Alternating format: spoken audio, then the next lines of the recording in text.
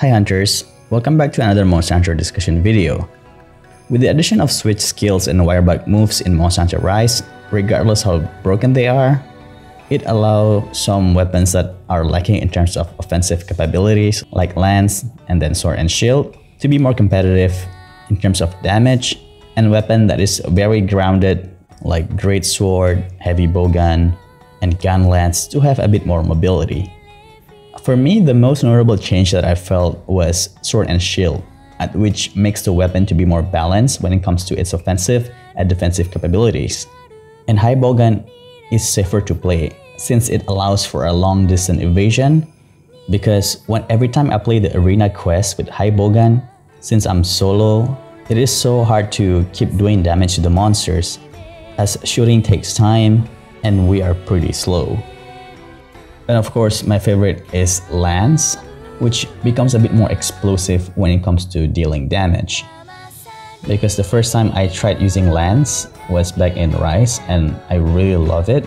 And then I come back to World and trying lance, it feels like that weapon barely deals damage. So for this video, I'm going to pick my 3 preferred wirebug moves out of 5 that I think should be implemented as a permanent moveset for each weapon.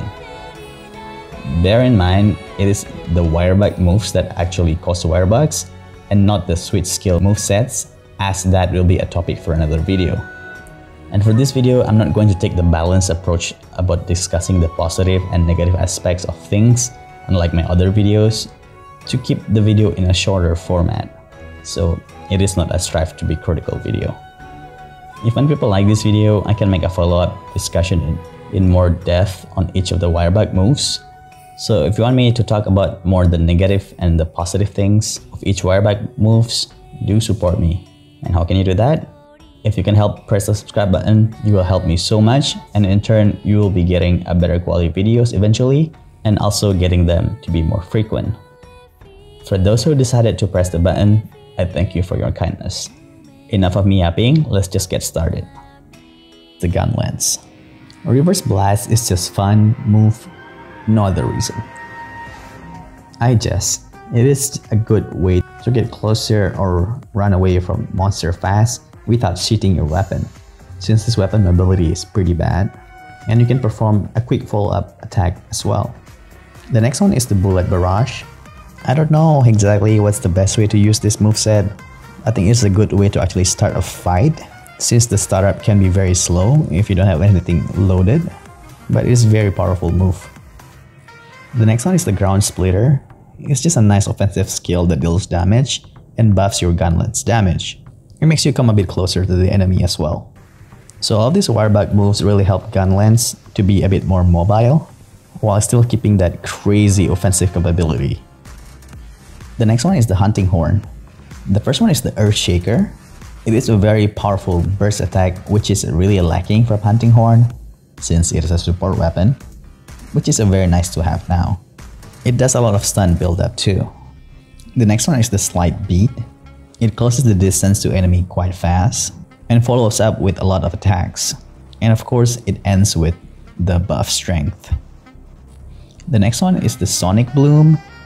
It plays a cocoon that is charged when you attack or perform, and when it falls, it will explode and deals a lot of stun and exhaust damage. Just wish that it doesn't take that much time to set this up though. So all this moveset really helps Hunting Horn address the offensive capability of the weapon instead of just fully support weapon and dealing damage occasionally. But I do think that it needs some adjustment should any of this move back to Monster Hunter Wild. Well, that is all the wirebug moves of my choice, but do bear in mind, I do believe that some of the moves need to be redesigned to be more restrictive on its usage, since I don't think wirebug should be back, and they should be implemented something similar to Scorpion's chain hook from Mortal Kombat, that you need to hit the enemy or a terrain before you can execute some of these moves, especially the evasive maneuvers one. It is fine if not all this moveset becomes permanent in Monster Hunter Wilds, but I think at least one of them should. Anyway, that's all I want to say. What are your favorite wirebug moves from Monster Hunter Rise that you want to see in Monster Hunter Wild? Do let me know about it in the comment section, and tell me why you like those moves, so we can have some discussion and learning from each other. Thank you so much for watching. Once again, if you can press the subscribe button, it will help me so much to turn my life around. And you viewers will keep getting discussion content and engage with fellow gamers about Monster Hunter topics discussion. Until the next video, stay sharp hunters.